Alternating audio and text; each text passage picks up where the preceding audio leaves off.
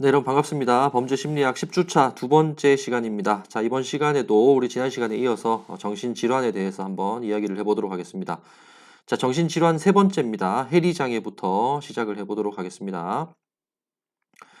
자, 해리장애는 어떤 정신이 갑자기 해리가 됐다, 이런 느낌으로 여러분들이 이해를 하시면 되는데, 의식, 기억, 자기 정체감, 환경 지각 이런 것들이 평소와 다르게 급격하게 변화가 되는 어떤 그런 현상을 통틀어서 이제 해리장애다, 이렇게 이야기를 하는 거예요. 그래서 조금 이제 이해를 돕기 위해서 여러 가지 이제 밑에 내용들을 읽어보면서 한번 보도록 하겠습니다. 자, 먼저 해리성 기억 상실증, 어떤 충격적인 스트레스를 받으면 순간적으로 그 어떤 사건과 관련된 주된 정보를 기억하지 못하는, 그렇죠? 자, 이런 것들을 이제 해리성 기억 상실증이다, 이렇게 이야기를 합니다. 그래서 여러분 드라마 같은 때 자주 나오죠, 그죠? 어떤 충격적인 어떤 사건을 경험한 주인공이 그 어떤 당시에 있었던 일을 이제 기억하지 못하는, 자, 이런 어떤 현상들을 이제 이야기하는 것이고, 자, 해리성 둔주라는 것은 갑자기 이제 집을 떠나서 낯선 곳을 배회한다든지, 새로운 곳에서 다른 사람 행세를 한다라든지, 그죠? 어떤 자기의 어떤 그 정체성을 이제 잃어버리는 거죠, 순간적으로. 자, 이것도 어떤 외부의 어떤 그 어떤 환경적인 요인으로 인해서 갑자기 어떤 그 정신이 이제 떠버리는, 그죠? 이제 이런 느낌으로 여러분들이 이해를 하시면 되겠습니다. 자, 그다음에 해리성 정체감 장애. 자, 이것이 이제 소위 얘기하는 다중인격 장애입니다. 한 사람의 어떤 그 내면에 여러 개의 이제 인격이 있는 거죠. 여러 명이 이제 앉아 있는 거예요, 자기 어떤 마음속에. 그래서 그 어떤 한 사람 내부에 두 사람 이상의 독립된 정체감과 성격을 지닌다. 그래서 이거는 완전히 자기가 이제 의도적으로 그렇게 이제 다른 사람의 어떤 흉내를 내는 것이 아니고, 완전히 그 사람의 어떤 다른 사람의 인격으로 바뀌어 버려요. 딱 스위치를 전환하면은 내 인격이 다른 사람의 인격으로 딱 전환이 되는 거죠. 그래서 완전히 그 사람으로서 인제 생각을 하고 행동을 하고 말을 하고, 자, 이렇게 인제 바뀌어 버리는 거예요. 굉장히 어떤 신기한 현상입니다. 그죠? 자, 그래서 이 영상은, 유튜브 영상은 인제 그 외국의 어떤 이런 정체감 장애인데, 이 사람은 두 사람 정도의 어떤 그 정체성을 가진 게 아니라 수십 명의 어떤 그 정체성을 가진 사람에 대한 스토리입니다. 잠깐만 한번 볼까요? 예, 잠깐 보도록 하겠습니다. 2019년 1월 17일 영화 글래스가 개봉했습니다. 영화에는 3명의 주인공이 등장하는데 그중 한 사람이라고 하기보단 패거리라 부르는 것이 낫겠네요. 이 패거리는 해리성 정체감 장애, 소위 다중인격이라 불리는 정신질환으로 24명의 각기 다른 인격을 가지고 있습니다. 그런데 이 패거리가 실존 인물인 거 아셨나요? 빌리 밀리건. 오늘은 이 사람에 대해 알아보려 합니다.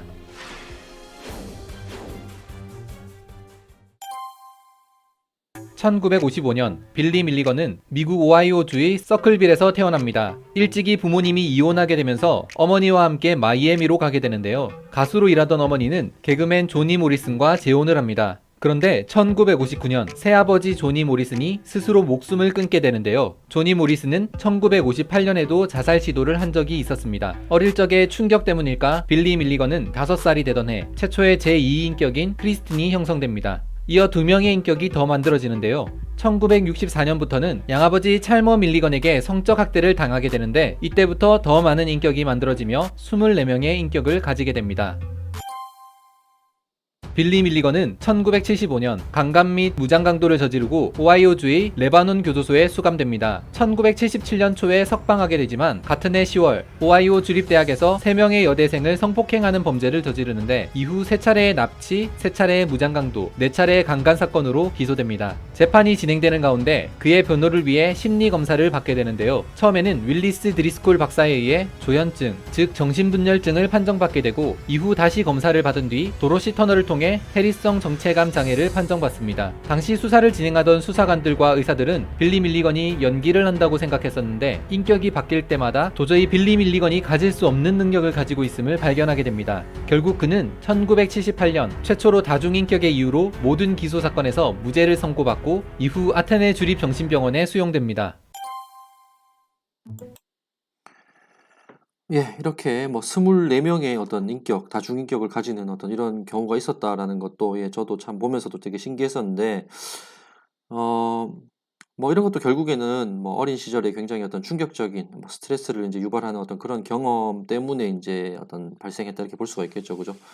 이 사람 같은 경우에도 뭐 어린 시절에 부모가 뭐 이혼을 했다라든지 뭐 이제 아버지가 무슨 뭐 성적으로 학대를 했다라든지 이런 것 때문에 결국에 이제 이런 어떤 그 정신질환을 앓게 됐다 이렇게 볼 수가 있겠습니다. 자, 그다음에 우리 정신질환까지 살펴봤고 이제 신경증을 한번 보도록 하겠습니다. 신경증. 첫 번째로 이제 불안장애입니다. 자, 이 불안장애 뭔가 이제 계속 불안한 건데 이게 단순히 어떤 걱정 그런 수준을 넘어 가지고 일상생활을 불가능하게 할 정도로 어떤 불안을 느끼는 이제 그런 것을 이제 불안장애라고 합니다. 그래서 뭐 외상후 스트레스 장애, 급성 스트레스 장애, 강박 장애, 공황 장애 자 이런 것들이 전부 이제 불안 장애의 유형이다 이렇게 볼 수가 있겠죠. 자, 외상후 스트레스 장애는 뭐 여러분들 많이 들어봤다시피 어떤 게 충격적인 어떤 사건을 경험하고 그런 어떤 신체적이고 심리적인 증상을 이제 반복해서 경험하는 거. 자, 이런 거를 이제 외상후 스트레스 장애다 이렇게 이야기를 합니다. 그래서 갑자기 막 어떤 뭐 울음을 터뜨린다라든지 어떤 좀 사람이 어떤 희망이 없어 보이는 이제 그런 상태가 이제 계속 유지가 된다라든지 뭐 어떤 사소한 거에도 이제 심각하게 공포를 느낀다든지 어떤 이런 어떤 심리적인 어떤 현상들을 나타내게 되죠. 그죠? 자, 그다음에 급성 스트레스 장애는 외상후 스트레스 장애하고 비슷한데 비교적 이제 좀 단기간 나타나는 어떤 그런 현상이다 이렇게 볼 수가 있어요. 그래서 충격적인 어떤 사건 직후 한 4주 정도까지만 나타나는 것을 우리가 급성 스트레스 장애다 이렇게 이야기를 합니다. 자, 그다음에 강박 장애는 굉장히 어떤 특정한 어떤 일에 대해서 굉장히 어떤 강박적인 어떤 모습을 보이는 자 이런 거죠. 그죠? 그래서 뭐 손에 막 균을 묻히기 싫어 가지고 평소에 장갑을 끼고 다닌다라든지 외부에 나갔다 오면은 막 손을 막 굉장히 뭐 오랫동안 이제 씻는다라든지 그죠? 뭐 이런 것들이 이제 강박장애다 이렇게 볼 수가 있어요. 그다음에 이제 공황장애. 공황장애 여러분들 뭐 많이 들어보셨을 겁니다. 특히 뭐 연예인들 그죠? 뭐 어떤 특히 어떤 뭐 특정 개그맨이 이제 특정 개그맨 정형돈 씨죠. 그죠? 정형돈 씨가 이제 공황장애로 이제 뭐 무대를 이제 떠나기도 하고 이런 경우가 있었습니다. 그죠? 공황장애는 뭐냐면은 갑자기 어떤 스스로 막 감정을 컨트롤할 수 없을 정도 주체할 수 없는 그런 감정이 막 올라오기도 하고 그죠? 그러면서 막 흥분되고 긴장되고 막 이런 것들이 급격하게 막 찾아오는 거예요. 심장 박동이 막 빨라지고 몸에서 막 어떤 땀도 막 나고 '내가 이대로라면은 정말 여기서 그냥 막 죽을 것 같아.' 이런 느낌. 그죠? 그런 것들을 이제 갑작스럽게 막 경험하게 되는 일종의 어떤 발작을 일으키는 이런 것들을 이제 공황장애라고 합니다. 그래서 이 사람들은 실제로 막 '내가 죽을 것 같다.'라는 생각을 한다라고 해요. 그죠? 그 정도로 심각한 것이죠. 그죠? 자, 이런 것들을 통틀어서 이제 불안장애다 이렇게 보는 것이죠. 자, 그다음에 불안장애, 어떤 이런 불안감을 느낄 때 이제 그런 것들을 해소하기 위해서 여러 가지 어떤 다른 범죄를 이제 저지르기도 하고 그죠? 근데 그보다는 사실 이제 신경증 중에 범죄와 더 큰 관련이 있는 것은 이 충동 조절 장애입니다. 충동 조절. 굉장히 어떤 충동성 이런 것들이 이제 심하게 나타나는 경우죠. 그래서 뭐 자신이나 다른 사람을 해할 수 있는 어떤 유혹, 충동 이런 것들을 조절하지 못하는 것을 이제 충동 조절 장애라고 하고 막 마음속에 분노가 일어 가지고 그죠? 막 이런 것들을 분노를 다스리지 못하고 막 심각한 어떤 파괴적 행동을 인제 저지르고 마는 자 이런 것들을 인제 폭발성, 간헐성 폭발성 장애다 이렇게 이야기를 하는 겁니다. 그다음에 인제 도벽증. 막 반복적으로 뭔가 다른 사람 물건을 훔치는 사람이 있어요.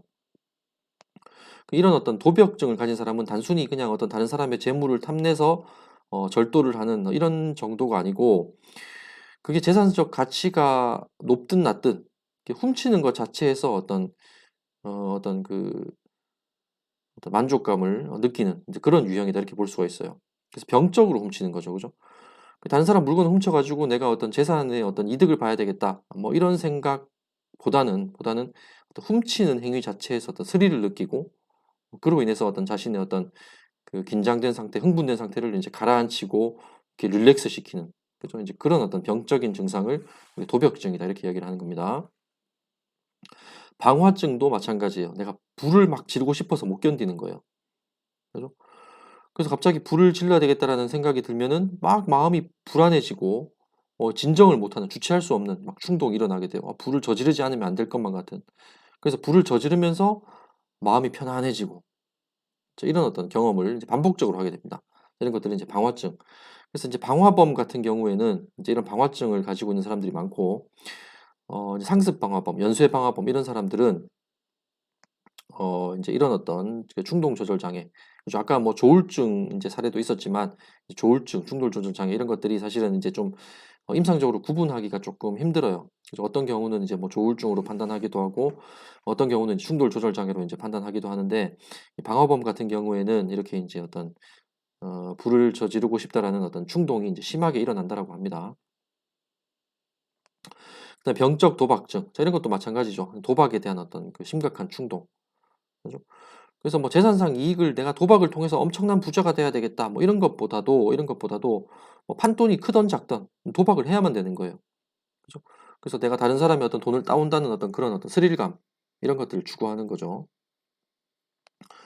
좀 특이한 케이스인데 이제 발모증이라 그래서 자기의 머리털을 막 이렇게 반복적으로 이제 뽑는 이제 그런 어떤 증상도 있다라고 합니다.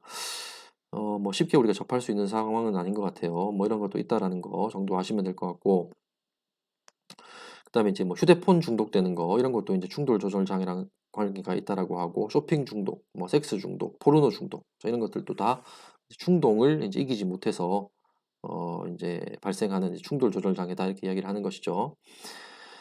자, 이런 사람들 이제 공통적으로 우리가 충동 조절 장애, 뭐 어떤 그 충동의 어떤 대상은 다 다를 수가 있어요. 어떤 사람은 방화일 수도 있고, 어떤 사람은 도벽일 수도 있고, 어떤 사람은 뭐 휴대폰일 수도 있고, 어떤 사람은 뭐 쇼핑일 수도 있고, 섹스일 수도 있고, 여러 가지 이제 어떤 그 대상은 다를 수가 있는데 공통적으로 어떤 느끼는 심리 상태는 이렇습니다. 먼저 이 충동적인 행동을 해야 되겠다라는 생각이 들 때는 막 긴장이 고조가 돼요. 아, 내가 이걸 하지 않으면은 마음이 안정이 안 되는 거야. 마음 속에서 편안한 상태가 유지되는 게 아니라 마음이 굉장히 긴장, 뭔가 이거를 풀지 않으면 안 되는 굉장히 불안한 어떤 이런 상태로 이제 막 고조가 되는 거예요. 그죠? 그래서 이제 이걸 참지 못하고 그런 행동을 하게 됩니다. 그 마음을 어떻게 진정시킬 수가 없어요, 자기 스스로. 그래서 이걸 해야만 그 마음이 진정이 돼요. 그래서 뭐 폭행을 가한다라든지, 뭐 훔친다라든지, 불을 지른다라든지 이런 걸 하고 난 뒤에는 마음이 편안해지면서 일시적으로 쾌감이 몰려옵니다. 그렇죠? 안정된 어떤 상태에서 느끼는 그런 쾌감. 자, 그런 걸 느껴지는 어떤 그런 쾌감이 이제 어떤 자기 긴장 완화로 이렇게 연결이 되는 거죠. 그죠? 그래서 이제 또 다시 이제 편안한 상태가 유지가 돼요. 그렇지만 또 살다가 또 다시 이런 어떤 그 충동이 막 일어나게 됩니다. 그래서 긴장이 일어나고 또 이제 그걸 행동으로 옮기고 쾌감과 또 완화가 일어나고 이런 것들이 계속해서 반복적으로 일어나게 되는 거죠. 그죠? 그래서 이런 사람들이 이제 충동 조절 장애를 가진 사람들의 특징이다 이렇게 볼 수가 있겠습니다. 우리 주위에 이제 어떤 충동으로 인해서 저지르는 범죄들 있죠, 그죠? 뭐 이제 여러 가지 폭력 범죄들, 좀 여러 가지 또 성범죄들, 뭐 연쇄 방화도 이제 마찬가지고. 자, 이런 어떤 많은 범죄자들이 이런 어떤 충동 조절 장애가 원인인 경우가 많다라는 것입니다. 자, 그 다음에 이제 신경증을 우리가 다 살펴봤고, 다음으로 살펴볼 것은 이제 인격 장애입니다. 인격 장애. 자, 인격 장애도 뭐 여러 가지가 있는데 편집증적 인격 장애부터 보도록 할게요. 자, 편집증이라는 거는 뭔가에 굉장히 집착을 해요. 굉장히 집착을 하고 굉장히 예민한 어떤 그런 어떤 성격이다 이렇게 보시면 돼요. 예민한 어떤 인격이다. 다른 사람에 대해서 굉장히 불신을 합니다. 불신을 하고 뭐 사소한 어떤 그 어떤 말도 굉장히 공격적으로 받아들이고 막 의심을 하고, 자, 이런 어떤 성격이죠. 그래서 굉장히 이제 의처증, 의부증 이런 것들이 이제 굉장히 심한 사람이 이런 편집증적 인격 장애를 진단받을 가능성이 좀 있습니다. 그죠? 그래서 여러분들 뭐 이렇게 보면은 좀 성격이 좀 예민한 사람들이 있을 거예요. 주변에도 그 뭐 그냥 농담 삼아서 한 얘긴데 그거를 어떤 나에 대한 어떤 되게 모욕으로 받아들이고, 그죠? 뭐 그냥 잘 삐진다라든지 쉽게 이야기해서 뭐 이런 사람들. 단순히 이제 그런 것은 그냥 한 사람의 어떤 그런 성격적인 부분입니다. 그 사람의 어떤 성격인 부분인데, 그래서 그거는 뭐 사실 어떤 병이나 질환 이렇게 장애 이렇게 보기에는 좀 무리가 있는데 그게 굉장히 심한 거죠. 굉장히 심해가지고 무슨 말만 하면은 이 사람은 모든 게 다 자기에 대한 공격이에요. 자기에 대한 모욕이고 자기를 위협하는 거고 협박하는 거고, 그죠? 그래서 이 사람들은 어떤 태도를 보일까요? 매우 공격적이겠고 다른 사람들에 대해서 차가울 테고, 그죠? 가까이 사람들이 다가가지를 못해요. 이 사람 주위에는. 그리고 막 갑자기 뜬금없이 이제 어떤 정상인들이 보기에는 굉장히 뜬금없는 어떤 상황에서 이제 막 화를 내는 거죠. 그죠? 막 욕을 하고. 막 삿대질을 하고 막 목소리를 높이고 이런 모습을 보입니다. 자, 예로서 내가 이제 제가 이제 적어놨습니다. 제가 이제 자신이 상대한 모든 이들을 고소하는 민원인 이렇게 적어놨죠, 그죠? 이것도 뭐 제가 경험한 일인데 이 편집증적 인격 장애를 가진 사람을 경험을 했어요, 직접. 그래서 어떤 사람이 이제 이것도 이제 제가 경제팀장 근무를 할 때 이제 경험했던 사람인데 어떤 여성분이었어요. 여성분 나이는 한 50대 중후반 정도 됐었던 걸로 기억을 하고 당시에 제가 이제 여러분들하고 같이 이제 계명대학교에서 여러분들을 이제 가르치기 직전에 경찰 그만두기 직전에 이제 경험한 민원인입니다. 그래서 이제 좀 비교적 뚜렷하게 기억이 나는데 이 여성분은 무차별적으로 고소를 해요. 주위 사람들을 막 고소를 해요. 그래서 제가 이제 그 부서에 이제 발령받아서 이제 딱 갔을 때 그 민원인이 이제 경제팀장이 상담을 하거든요. 상담을 진행을 하고 이제 그 상담을 들어보고 이제 담당자들에게 이제 배당을 해요. 이 사건은 뭐 A 조사관, 이 사건은 B 조사관 이렇게 배당을 하게 됩니다. 그 조사관들의 어떤 능력이나 뭐 어떤 사건 어떤 보유 건수나 이런 것들을 고려를 해서 이제 배당을 하는데 그래서 제가 상담을 했죠. 근데 그분이 딱 상담을 하기 위해서 종이를 들고 딱 사무실에 들어오는 순간 조사관들의 표정이 전부 다 일순간 어두워지는 걸 느꼈어요, 제가. 전부 다 착 어두워지면서 다 침묵에 빠지는 거예요. 그래서 분위기가 좀 이상하다 이렇게 생각을 했죠. 근데 그 여성분이 저한테로 이제 오는 겁니다. 저는 이제 처음 보니까 저는 다른 이제 경찰서에 근무를 하다가 그전에는 제가 이제 뭐 이제 유학을 마치고 이제 거기 복직을 이제 했던 거죠. 그래서 저는 이제 뭐 어떤 분인지 몰랐죠. 그분이 이제 굉장히 유명하시다는 걸 나중에 알게 됐는데 그리고 이제 저한테 걸어오시는 거예요. 그래서 저는 이제 뭐 여느 때와 마찬가지로 매우 친절하게 이렇게 앉으세요. 이렇게 이제 웃으면서 이렇게 얘기를 했어요. 근데 뭔가 좀 어떤 차가운 기운을 느꼈습니다. 굉장히 뭐 시베리아에서 불어오는 바람과 같은 기분을 막 느꼈죠. 제가 웃으면서 분명히 이렇게 응대를 했는데 전혀 대꾸도 하지 않고 굉장히 무표정에다가 심지어 저를 노려보기까지 하는 그런 표정으로 어, 아주 당당하게 여기 의자가 좀 불편한데 제가 여기 옆에 소파에 좀 앉아도 될까요? 이렇게 딱 얘기를 하는 거예요. 첫 마디가. 저는 그냥 의자에 앉으라고 그 딱딱한 의자에 앉으라고 한 것이 왜냐하면 제가 얘기를 나누기 가장 좋은 각도였고 일반적으로 이제 민원인들이 거기 이제 앉는 의자였기 때문에 이제 거기 앉으라고 이제 얘기를 한 건데 이분이 제가 여기 앉으세요라는 어떤 그 말 자체를 굉장히 공격적으로 받아들인 겁니다. 아니 그 경찰서에 민원인이 왔으면 최대한 편안하고 안락한 분위기에서 상담이 되도록 해야 되지 옆에 소파가 있는데도 불구하고 왜 이런 딱딱한 의자에 앉으라고 하는가 이거는 나에 대한 모욕이다 이렇게 받아들이셨겠죠 그분 입장에서는 예 그럼 여기 뭐 소파에 앉으셔도 괜찮습니다 예 좀 근데 좀 대화하기가 조금 여기에 좀 불편하지 않으신가요 이러니까 저는 여기가 편해요 딱 이렇게 한마디를 던지시는 거예요 알겠습니다 예 뭐 어떤 일로 오셨습니까 그러니까 고소장을 던지듯이 제 책상에 탁 던지는 거예요 저도 기분이 상했죠. 그래서 그냥 뭐 아무 말 없이 저는 이제 그 고소장을 집어서 이렇게 봤습니다. 봤는데 내용이 좀 이상해요. 내용이 좀 이상해요. 어, 형사과에 형사 누구누구누구를 모욕, 직무유기, 협박 등으로 고소합니다. 고소 내용은 제가 추후에 진술하겠습니다. 이렇게 되어 있어요. 형사과 그 형사분의 이름이 피고소인란에 딱 적혀 있더라고요. 저는 이제 수사과였기 때문에 그 누군지는 대충 알았죠. 그래서 근데 뭐 굉장히 뭐 어떤 직무유기나 뭐 협박이나 모욕을 할 사람이 아닌데 이 사람은 왜 이 사람을 고소를 했을까? 그래서 예, 뭐 어떤 일 때문에 그러십니까? 그러니까 뭐 지금부터 얘기를 하면 되는 거예요. 딱 이렇게 얘기를 해요. 막 신경질을 탁 내면서 그래서 예, 뭐 일단 뭐 말씀을 한번 해보시죠. 편하게 제가 그러면은 일단 얘기를 한번 들어보고 판단을 해보도록 하겠습니다.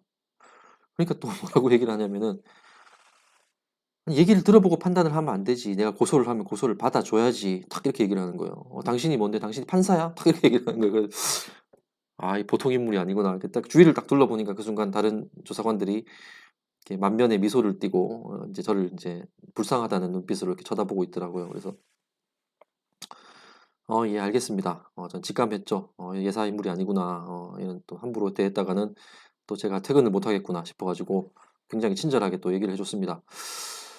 자, 그랬더니 뭐 형사계 직원이 자기가 이제 뭐 고소를 했는데 그 고소를 이제 조사하는 과정에서 굉장히 불친절하게 대했고 고소를 하지 말라는 식으로 이야기를 했고 그래서 고소를 하지 말라고 했기 때문에 직무유기고 뭐 직권남용이고 그죠? 모욕이고 협박이다 뭐 이런 식의 어떤 취지였어요. 그래서 알겠습니다. 예. 고소장을 이제 끝까지 접수하겠다라고 하면은 이제 반려를 할 수가 없습니다. 무조건 접수를 해야 됩니다. 경찰서에서는. 그래서 접수를 일단 했어요. 해가지고 이제 예, 제가 접수를 해놓도록 하겠습니다. 이게 딱 이제 얘기를 하고 그럼 가도 돼요? 이렇게 얘기를 하더라고요. 예, 이제 뭐 편하게 돌아가시면 되겠습니다. 나중에 연락을 드리겠습니다. 그러니까 최대한 빠른 시간 내에 연락을 해주세요. 탁 이러면서 탁 일어나서 갔어요. 딱 가고 난 뒤에 제가 옆에 있는 분한테 물어봤죠.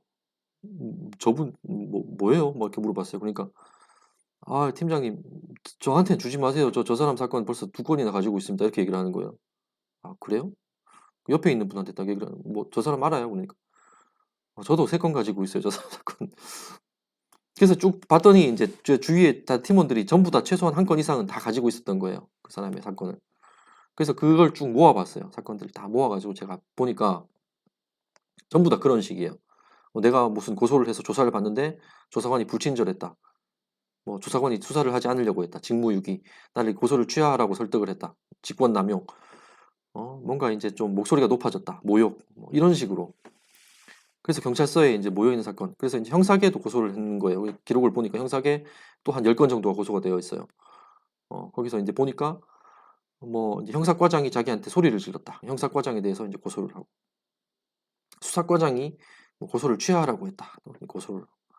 그럼 뭐 도대체 이 사람이 처음에 그러면 고소하게 된 게 뭐냐? 왜 경찰서에 오게 된 거야? 도대체 처음부터 안 왔으면 될 거 아니냐고 내가 이렇게 얘기를 하면서 그 처음에 사건을 보니까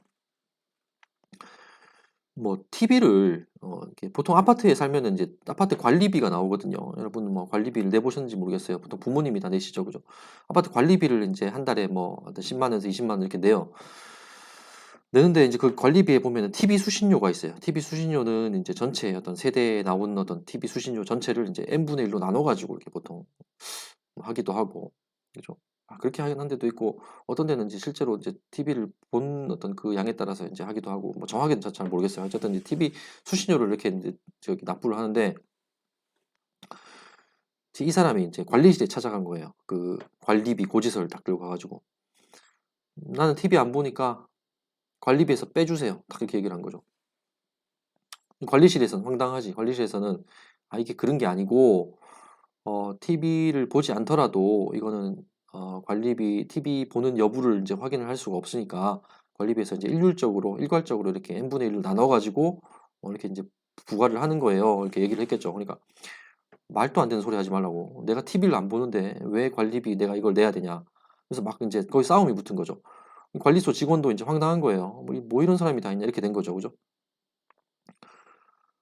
아니 이거는 다 이렇게 내도록 규칙이 그렇게 돼 있는데 뭐 이런 식으로 얘기를 하시면 어떡합니까? 이렇게 막 감정이 높아지고 언성이 높아지고 막 이렇게 된 거예요. 그러니까 이 사람이 또 이제 아니 내가 당연한 걸 요구를 하는데 입주민으로서 당연한 걸 요구를 하는데 왜 나한테 이렇게 언성을 높이고 막 윽박지르듯이 얘기를 하냐고. 진짜 이 사람 가만히 둬서는 안 되겠네 이러면서 나를 협박했다 이래 가지고 그때 최초로 고소가 된 거예요. 최초로. 관리실 직원을 협박으로 고소를 했어요. 경찰서에. 협박으로 고소를 하고 그래서 이제 협박으로 고소가 되고 경찰관이 조사를 하는 과정에서 뭔가 경찰관도 좀 황당하니까 고소 내용 자체가 뭔가 좀 이제 불친절한 느낌을 받았겠죠. 그런 어떤 언행에서. 그래서 또 경찰관을 고소를 하고. 그래서 이제 그 관리실에서 막 이제 그렇게 얘기를 해가지고 그 여자분의 남편이 있었어요. 그 이제 조사하는 경찰관 중에 한 분이 하도 답답해가지고 남편한테 이제 전화를 한 거예요. 전화를 해가지고 이게 어떤 뭐 정신적으로 혹시 문제가 있는 분이신지 이제 물어봤죠. 이 남편이 문제가 있는 게 맞다. 우리 와이프 문제가 있고 저기 그것 때문에 정신병원에도 몇 번 가가지고 저기 편집증적 인격 장애를 진단을 받았다. 이렇게 얘기를 하시는 거예요. 음. 아, 그렇구나. 그래서 이제 다 알게 됐습니다. 이 사람이 이제 어떤 이런 어떤 정신장애가 있는 분이라는 거를 알게 됐어요. 그래서 나중에 또 고소장을 들고 왔어요. 또 고소장을 들고 왔는데 이제 정신병원에 찾아갔어요. 정신병원 찾아갔는데 정신병원 의사가 자신에게 말을 하는데 그 말투가 되게 싸가지가 없었다. 그래서 이거 나에 대해서 어떤 공격이다. 그래가지고 그 정신병원 의사를 고소를 했어요. 모욕, 협박.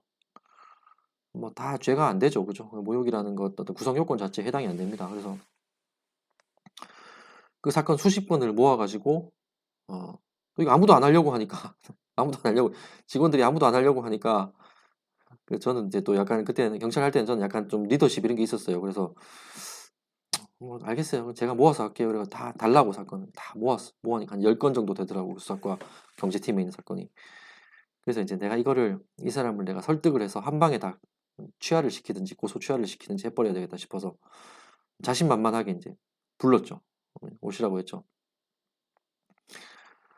그래서 저는 이제 편집증에 대한 어떤 이런 거에 대한 어떤 그 어떤 증상인지 알고 있으니까 여기 대해서 이제 굉장히 친절하고 이 사람은 마음의 병이 있는 사람이다. 굉장히 친절하게 대해주고 이 사람이 비위상할 얘기를 절대 하지 않고 무조건 공감해주고 이러면은 이 사람이 이걸 취하할 거라는 생각을 했어요.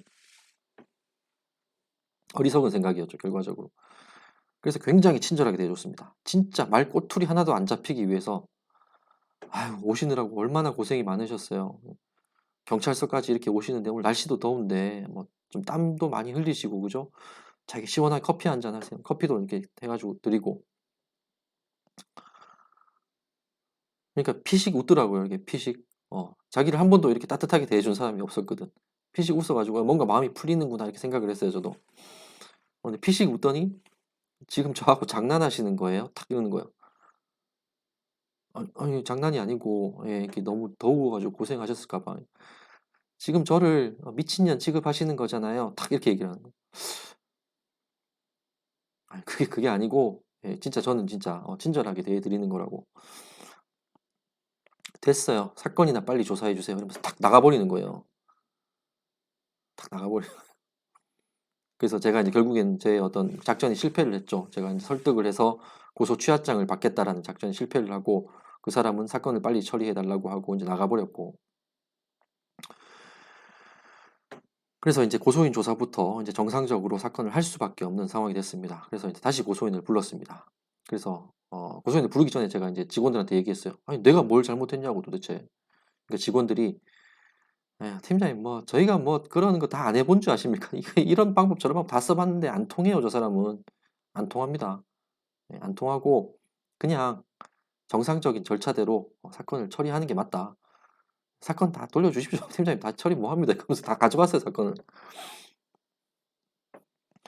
가져가지고 결국에는 다 불렀어요. 진짜 정상 완전 절차대로 딱 정해진 대로. 이게 뭐 이 사람이 막 삐딱하게 얘기를 하면은 그냥 못 들은 척하고 무시하고 그냥 우리 규정대로 하자. 규정대로. 그래서 고소한 이유는 무엇입니까? 뭐 이래 해서 고소를 했습니다. 그대로 적고 알겠습니다. 그래서 하고 싶은 말 쫙 다 조서에다 다 적어주고 그죠? 그 자체로 구속요건 해당성이 없기 때문에 절차대로 각하를 다 했습니다. 각하를 다 시켰어요. 그러니까 또 몇 번 찾아와가지고 직무유기했다, 직권남용했다. 또 그대로 하고 싶은 말 적어가지고 각하.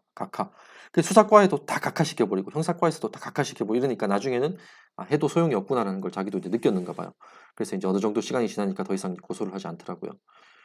그죠? 그런 어떤 사람을 경험을 했다라는 거죠. 자, 그래서 이제 제가 대충 말씀을 드렸는데 이런 사람들이 이제 편집증을 가지고 있는 사람이에요. 그래서 이제 여기 이제 영상을 보시면은 이제 뭐 미국인이긴 외국인이긴 합니다만 어떤 스타일인지 여러분들 대충 감이 오실 거예요. 이제 그런 사람이 편집증을 가지고 있는 사람이 대화하는 장면이 나오거든요. 그걸 잠깐 보도록 할게요. The key elements, of course, are their suspiciousness of friends and relatives, their tendency to be almost like the avoidant, hyper alert to the possibilities of threat. But rather than feeling inadequate and aversive, they tend to be provocative in their interpersonal behavior. They tend to be irascible in their mood. They are defensive, but in an angry and hostile way much of the time. So their suspiciousness does not lead them to aversiveness, but rather contentiousness and often belligerence. Some have what might be called mini delusions, small, minor delusions, but nothing grossly pathological.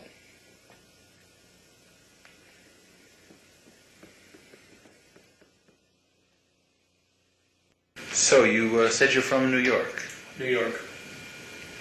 and what is it that brought you here today? It wasn't me, I'll tell you that. Well, who was it? I was ordered to come here by the courts. Uh-huh. And their reason? Not my reason, my wife's reason. Uh-huh. And hers? Her reason? Because I won't give her the money that she doesn't deserve. Is this for alimony? Of course, what else would it be for? Uh-huh. And why doesn't she deserve it? Because she's the one that's wrong, it's not me. Okay, tell me about that. How is she wrong? Well, she was fooling around. Uh-huh. How long was she involved? Since before I was married, I don't even know if my children are mine. Why should I give them any money?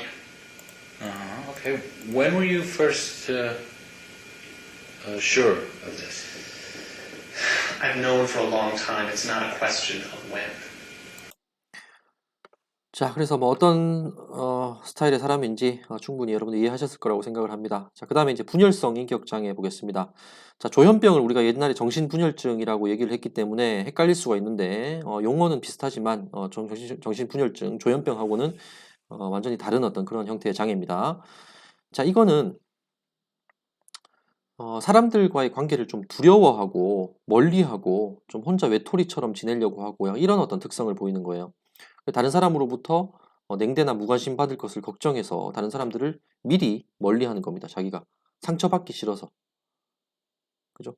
그래서 이런 사람들은 어떤 자기의 어떤 생각이나 감정에만 몰두하고 사회적인 관계를 형성하고 이런 데 좀 무관심한 이런 모습을 보이고 또 차갑고 좀 쌀쌀한 어떤 그런 느낌을 주는 어떤 그런 형태예요. 이런 사람들을 자, 분열성 인격장애다. 그래서 어떤 화합을 잘 하지 못한다라는 측면에서 이제 분열이라는 용어를 쓰고 있고 조현병하고는 어떤 다른 형태의 질환이다 이렇게 이야기를 할 수가 있겠습니다. 자, 그 다음에 반사회성 인격장애. 자, 이것이 이제 또 범죄하고 밀접한 관련이 있는 인격장애 중에 하나입니다.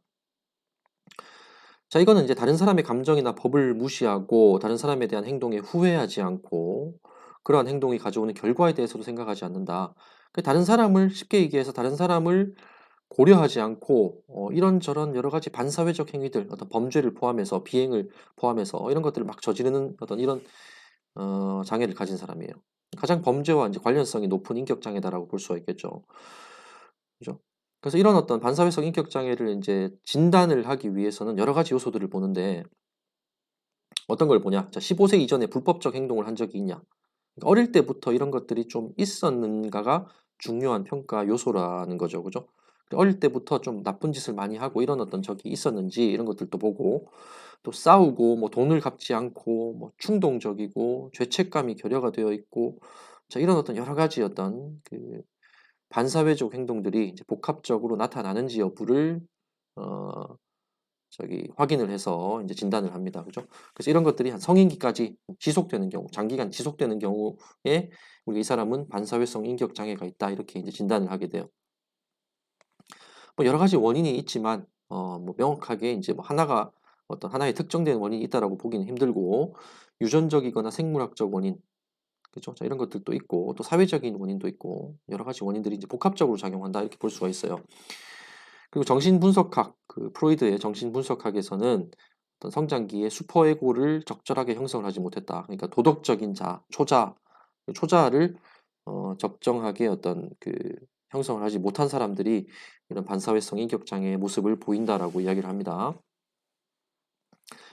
그래서 여러분 뭐 사이코패스, 소시오패스 이런 개념하고 이제 좀 밀접한 관련이 있어요. 특히 소시오패스를 반사회성 인격장애다라고 이제 이야기를 합니다. 소시오패스를 반사회성 인격장애라고 보면 돼요. 예, 보면 돼요. 나중에 이제 자세하게 설명을 하겠습니다. 제가 이제 왜 이렇게 망설이면서 얘기를 하는지에 대해서는 설명을 할 텐데 결론적으로 반사회성 인격장애가 소시오패스다 이렇게 생각을 하시면 됩니다. 자, 근데 나중에 또 이야기를 하겠지만 사이코패스나 소시오패스 이런 어떤 개념들은 이게 의학 용어가 아니에요. 의학적으로 이렇게 뭐 DSM-5에 나와 있는 말은 아닙니다. 예전에는 나왔었어요. 근데 지금은 이렇게 인정되고 있는 개념이 아니고 그 어떤 개념 자체도 계속 바뀌어 왔어요. 소시오패스 그리고 여러 가지 해석들이 존재합니다. 어떤 게 소시오패스다, 어떤 게 사이코패스다. 그래서 이제 이거는 뭐 학문적으로 이게 정말 어떤 확립되어 있는 그런 개념이라고 보기는 좀 힘든데 나중에 우리가 또 볼 거에 자세하게 볼게요. 지금 뭐 어떻게 설명드리기가 좀 힘드네요. 소시오패스는 이제 소시오패스가 반사회성 인격장애다 이렇게 생각을 하시면 되고 사이코패스는 그보다 좀 넓은 어떤 넓은 여러 가지 측면들을 보고 판단을 해요. 소시오패스는 주로 이제 어떤 이 사람이 어떻게 행동을 하는가, 그죠? 그러니까 하는 짓을 보고 이제 판단합니다. 하는 짓을 보고 이 사람 반사회성 인격장애다 또는 소시오패스다 이렇게 판단하는 거고, 사이코패스는 하는 짓뿐만 아니라 여러 가지 어떤 정서적, 인지적, 어떤 대인관계 측면 여러 가지를 복합적으로 판단을 해서 결정을 내려요. 사이코패스인지 아닌지를. 그런 점에서 차이가 있다. 자, 이 정도로만 일단은 이해를 하고 넘어가도록 하겠습니다. 자, 그다음 약물과 관련된 장애. 뭐 제가 이제 이야기를 했다시피 술이나 담배, 마약 이런 것들에 이제 섭취를 하면서 생기는 어떤 그런 어떤 정신적인 장애 이런 것들 이야기를 하고 뭐 중독, 자 이런 것들도 이제 약물 장애에 포함될 수가 있고, 그다음에 이제 그런 것뿐만 아니라 어떤 약물을 취해 가지고 뭔가 명료하게 판단을 못 하고, 그죠? 뭐 주의 집중도 잘 못하고 뭔가 좀 항상 흐리멍텅한 상태로 있고, 뭐 운동 행동에도 이제 어떤 여러 가지 어떤 좋지 못한 모습을 보이고, 사람 간의 관계에도 이런 약물로 인해서 좋지 못한 어떤 그런 관계, 행동 이런 것들을 보이는 것을 통틀어서 우리 약물과 관련된 장애다 이렇게 이야기를 하는 거예요. 술이 가장 흔하고, 그죠? 이제 우울증 있는 사람들, 이런 사람들이 이런 약물을 복용할 경우에 반사회적 성향이 더 늘어나는 것으로 이렇게 알려져 있다. 뭐 이렇게 되어 있고, 그래서 약물과 관련된 장애는 뭐 특별히 어떤 모습이다 이렇게 얘기를 하기보다는, 자 이런 것들에 막 중독이 돼가지고 이런 것들에 영향을 받아가지고, 그죠?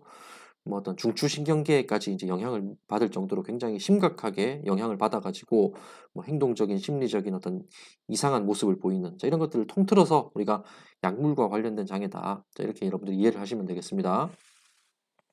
자, 우리나라에서 가장 흔한 거 아무래도 술이겠죠. 그죠? 알코올 유도성 장애라는 것인데, 이것은 알코올을 과다하게 섭취한 상태에서 나타나는 부적응적인 행동들이다.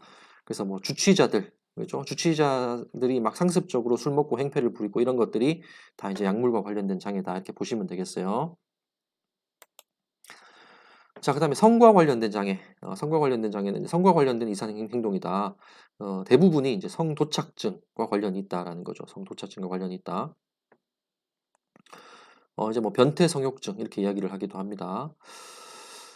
그래서 성도착증은 성범죄로 연결될 가능성이 굉장히 높겠죠. 노출증, 관음증, 노출증은 노출을 이제 막 하면서 이제 성적인 만족을 느끼는 거고, 바바리맨 같은 사람들 되겠죠. 관음증은 이제 훔쳐보는 거를 이제 하는 사람들. 그래서 뭐 이제 뭐 화장실에 몰카를 설치하는 이런 어떤 범죄들하고 연결될 수가 있고, 물품 음란증, 뭐 어떤 뭐 속옷이나 뭐 어떤 이런 어떤 뭐 신발이나, 그죠? 뭐 이런 어떤 물건에 어떤 특별히 애착을 느껴가지고 그런 것들을 뭐 훔친다라든지. 그래서 뭐 일본에 얼마 전에 이제 그 여성의 어떤 여성의 신발을 훔쳐가지고 어떤 성적인 만족을 얻기 위해서 여성의 신발을 훔쳤는데, 그냥 훔친 게 아니고 이 사람은 그 신발을 훔치고 그 똑같은 그 신발을 이제 구입을 해서 갖다 놨어요.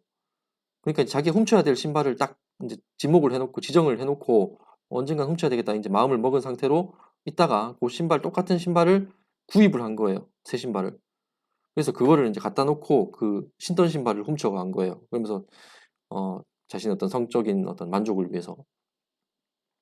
근데 그렇게 이제 하다가 어떤 피해자 중에 한 명이, 이상하다, 내 신발은 분명히 오래됐는데 오래된 신발인데 새 신발인 거야 이게. 이상하다, 왜 새 신발이 있지, 내가 오래된 신발인데 이렇게 해가지고 이제 경찰에 신고를 했는데 그게 이제 들통이 난 거예요. 뭐 어떻게 잡았는지는 모르겠어요. 일본의 어떤 케이스인데, 그래서 잡고 이 사람이 집에 가보니까 그런 신발이 엄청 수십 켤레가 있더라는 거예요. 근데 피해자들은 전부 다 자기 새 신발이 이제 있으니까 뭔가 좀 이상하다는 생각을 했지만 그냥 별다른 의심 없이 이제 넘어왔던 거죠. 그죠? 그런 사람들이 이제 물품 음란증을 가지고 있는 사람이다 이렇게 볼 수가 있겠죠. 그다음에 이제 소화기호증, 어떤 뭐 아동에 대한 어떤 아동에 대해서 어떤 성적인 어떤 충동을 느끼는 이제 굉장히 어떤 몹쓸 어떤 범죄로 이제 이어질 수가 있겠죠. 뭐 어떤 범죄가 있을까요? 예를 들어서 뭔가요? 여러분 다 아시죠? 이제 미국의 송환이 거부됐던 그 범죄자. 여러분 검색해 보시면 다 나옵니다. 갑자기 생각이 안 나네요. 웰컴 투 비디오인가요? 그죠? 범죄자 이름이 생각이 안 납니다. 웰컴 투 비디오 사건. 어떤 아동 대상 어떤 포르노물, 영상물 이런 것들을 거래를 했던 이제 그런 사건이었습니다. 그다음에 가학증, 피학증, 그죠? 뭐 이제 괴롭히는 데서 성적인 만족을 얻고 괴롭힘을 당하는 데서 성적인 만족을 얻는 거. 대부분의 성도착자들이 한 가지 증상만 가지고 있는 것이 아니고, 자, 이런 것들 중에 두 가지 이상의 어떤 성도착적 증상들을 함께 나타낸다라고 합니다. 그래서 이제 이런 어떤 성도착 살인 사건의 예를 하나 보겠습니다. 자, 2009년 9월 달에 주택가에서 불심 검문을 했습니다. 경찰관이 불심 검문을 했는데 이모 씨라는 사람이었어요. 38세인데. 이 사람은 이제 불심 검문을 하면서 이제 뭐 소지품을 이렇게 좀 보여주십시오 이렇게 하다 보니까 휴대폰을 2개나 가지고 있었어요. 뭔가 좀 이상하다. 그죠?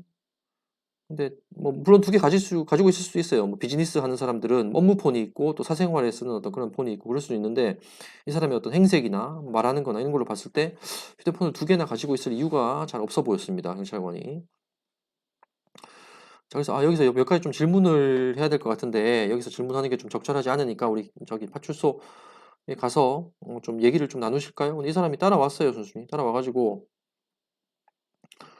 뭐 이렇게 이제 뭐 불심 검문하면서 이렇게 뭐 대화를 나누고 뭐 여러 가지 뭐 수색을 하고 하는 와중에 이 사람 차 안에서 여성의 속옷도 있었고 등산용 칼도 발견이 됐고 뭐 수술용 장갑 이런 것들이 발견이 됐어요. 굉장히 좀 의심을 많이 했습니다. 그죠? 자, 그리고 뭐 어떤 외장형 하드디스크, 자, 이런 것에서 이제 2001년 강도 살인 사건 피해자 정모모 씨의 주민등록증 촬영 사진. 이건 나중에 이때는 뭐 살인 사건 뭐 인지는 몰랐겠죠, 이 담당 경찰관은. 근데 이제 어떤 사진이 발견이 돼 가지고 이게 조회를 해 보니까 어떤 살인 사건 피해자의 주민등록증 촬영 사진이었던 거죠. 그리고 어떤 여성의 신체 부위가 확대되어 있는 사진, 뭐 속옷 사진 이런 것들이 이제 외장형 하드디스크에 있었던 거예요. 그래서 이제 수사로 뭐 이전에부터 수사로 전환을 했어야 되죠. 원래 이제 뭐 어떻게 했는지는 모르겠습니다. 그건 자세하게 나오진 않는데 뭐 수사로 이제 전환을 해 가지고 조사를 하니까 살인 사건을 이제 자기가 저질렀다 2건을 이렇게 자백을 한 거예요. 그 2건의 살인 사건이 이제 아차산 약수터 살인 사건, 서울 광진구 화양동 강도 살인 사건이었습니다. 자, 아차산 약수터 살인 사건은 95년도에 발생한 사건인데 58세 여성이 시신이 발견됐어요. 아차산 인근 약수터에서. 근데 시신이 굉장히 처참한 몰골이었습니다. 나체 상태였고 음부에 뭐 여러 가지 막 이런 것들, 나뭇가지 이런 것들이 이제 있었고, 또 돌로 이제 머리가 가격되어서 살해됐고, 그다음에 하의와 속옷이 이제 발견되지 않았어요. 하의와 속옷이 보통 그냥 단순히 어떤 성폭행을 하고 만약에 뭐 살해를 했다 이러면은 주변에 어떤 그런 것들이 있어야 됩니다. 그죠? 근데 그게 발견되지 않았다는 거는 어 뭐 가져갔다라는 거예요. 그죠? 어떤 뭐 어떤 증거를 인멸하기 위해서라면 뭐 여러 가지 다른 방법을 충분히 쓸 수가 있을 텐데 하의하고 속옷만 가져갔다라는 어떤 그런 점에서 봤을 때 이거는 이건 어떤 성적인 어떤 어 변태 성욕자가 아닌가 이런 어떤 의심을 할 수 있는 충분한 어떤 그런 이유가 됐었던 거죠. 근데 이제 범인을 잡지 못한 상태로 남아 있었던 겁니다. 2009년까지. 거의 미제 사건이었죠. 그죠? 거의 뭐 한 14년 동안 범인이 잡히지 않은 채로. 그럼 서울 광진구 화양동 강도 살인 사건 2001년도 연립주택 지하에서 정모 씨 31세의 시신이 발견이 됩니다. 역시 마찬가지로 음부에 뭔가 삽입이 되어 있었어요. 아차산 약수터 살인 사건하고 굉장히 유사하죠. 뭐 이제 그 물건 자체는 다르지만 음부에 뭔가를 삽입을 해놨다는 측면에서 이제 굉장히 유사하고, 또 여기는 목이 졸린 상태로 살해가 되어 있었고, 살해 후에 금품을 훔친 뒤에 이불에 불을 지르고 달아났다. 자, 이거는 어떤 자신의 어떤 의도를 위장하기 위한 어떤 목적이었겠죠. 그죠? 자기 성적인 만족을 위해서 결국에는 들어가서 이제 범행을 저지른 것인데, 금품을 훔쳐간 이유는 어떤 자신의 어떤 재산상 어떤 이익을 노리고 한 것으로 이제 위장을 하기 위한 어떤 그런 용도가 있었다라고 볼 수가 있고, 또 실제로 어떤 금품에 대해서 어떤 그 재산상 이익의 어떤 목적이 있었을 수도 있어요. 근데 그거는 범행 이후에 생긴 마음일 가능성이 높습니다.